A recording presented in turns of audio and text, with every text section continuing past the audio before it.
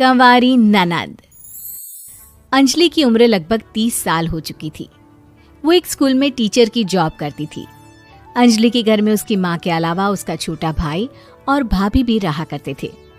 30 साल की उम्र होने के बाद भी अंजलि की अब तक शादी नहीं हुई थी। इस बात को लेकर अंजलि की माँ रुक्मिणी देवी काफी परेशान रहा करती थी। माँ, मैं स्कूल जा रही हूँ, जरा मेरा टिफिन तो दे दीजिए। अब क्या पूरी जिंदगी मैं तुझे टिफिन बनाकर देती रहूंगी? अरे कुछ सोचा भी अपने बारे में या बस ऐसे ही? क्या माँ, सुबह सुबह फिर वही बातें लेकर बैठ गई। माँ गलत क्या कह रही है अंजलि दीदी? इतनी उम्र हो चुकी है आपकी, माँ कब तक आपकी सेवा करती रहेंगी? भाभी, मैंने माँ को कब कहा कि मेरी सेवा करो? वैसे भी अपना टिफिन मैं खुद तैयार कर लेती हूँ, बस टेबल से उठाकर देने को ही तो कहा था। वैसे अंजलि दीदी, देखा जाए तो टिफिन उठाकर देने की उम्र तो आपकी है। आपका अपना घर परिवार बच्चे होते तो ये जिम्मेदारी आज आप पूरी कर रही होती। एक बात मेरी समझ में नहीं आती, अगर मेरी शादी नहीं हुई तो इसमें मेरी क्या गलती है और तुम सब लोग मेरे पीछे क्यों पड़े रहते हो? अरे कुछ कहना क्या पीछे पड़े रहना होता है? अपने छोटे भाई को देख, तुझसे 3 साल छोटा है लेकिन 2 बच्चे खेल रहे हैं आंगन में। मुझे आप लोगों की कोई बात नहीं सुननी, जा रही हूँ मैं। और आप में से किसी को मेरा कोई काम करने की जरूरत नहीं है, मैं खुद संभाल लूंगी। इतना कहकर अंजलि वहां से चली जाती है। शाम को जब अंजलि अपने स्कूल से लौटकर घर वापस आती है तो उसने देखा कि पड़ोस वाली निर्मला चाची वहां पर बैठी हुई थी। क्या बात है अंजलि बिटिया, नौकरी करके वापस आ गई? जी चाची जी, कैसी हैं आप? मैं तो ठीक हूँ बेटा, तुम बताओ शादी के बारे में कुछ सोचा या नहीं? अरे रहने दीजिए ना, इससे तो शादी की बात करना ही बेकार है। कुछ भी कहो तो गुस्सा करती है, बात बात पर आंखें दिखाती है। माँ, आप ऐसा क्यों कह रही हैं? मैंने कब आप पर गुस्सा किया? अरे अंजलि बेटा, तुम्हारी माँ ठीक ही तो कहती है। 30 की होने आई हो, अब तुम्हें भी शादी वादी कर लेनी चाहिए। चाची जी, आप तो ऐसे कह रही हैं जैसे शादी करने से मैंने मना किया हो। रहने दीजिए निर्मला चाची, हमारी अंजलि दीदी को अभी तक उनकी पसंद का दूल्हा नहीं मिला ना, इसीलिए वो शादी नहीं कर रही। भाभी, ऐसी कोई बात नहीं है। अरे तो फिर क्या बात है? तुम्हारी माँ ने तुम्हारे लिए इतने रिश्ते ढूंढे लेकिन तुम्हें कोई पसंद ही नहीं आता। क्या है ना चाची जी, हमारी ननद रानी नौकरी जो करती है ऐसे ही थोड़ी ना किसी को पसंद कर लेंगी। अरे भाई, नौकरी का घमंड है तो बात अलग है, कोई और बात हो तो बताओ, कोई रास्ता निकाला जाए। नहीं नहीं चाची जी, कोई बात नहीं है, बस मुझे अभी तक अपनी पसंद का कोई मिला नहीं है।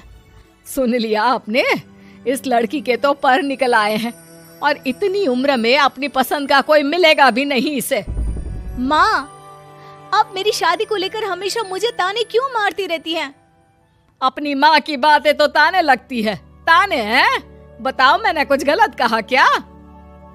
देखो, ये सब छोड़ो, मेरी दूर की बुआ का बेटा है, उसकी अभी शादी नहीं हुई है, उम्र होगी कोई 34-35 साल।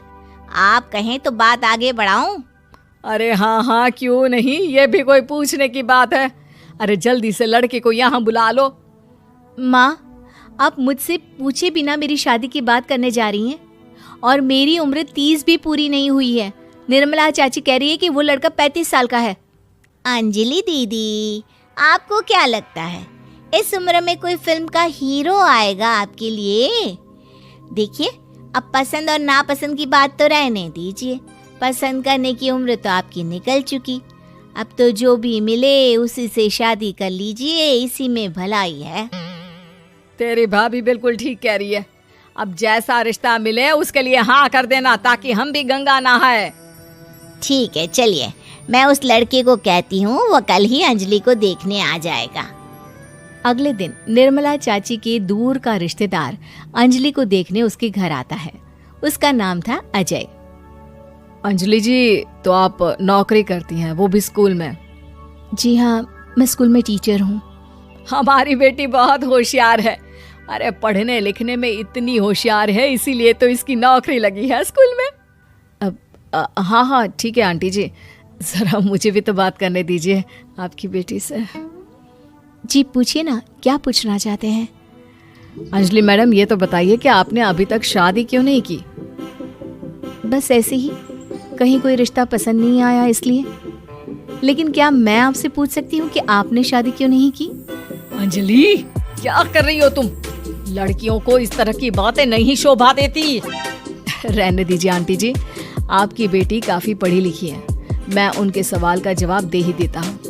वो क्या है ना, मुझे भी अभी तक अपनी पसंद की कोई लड़की नहीं मिली।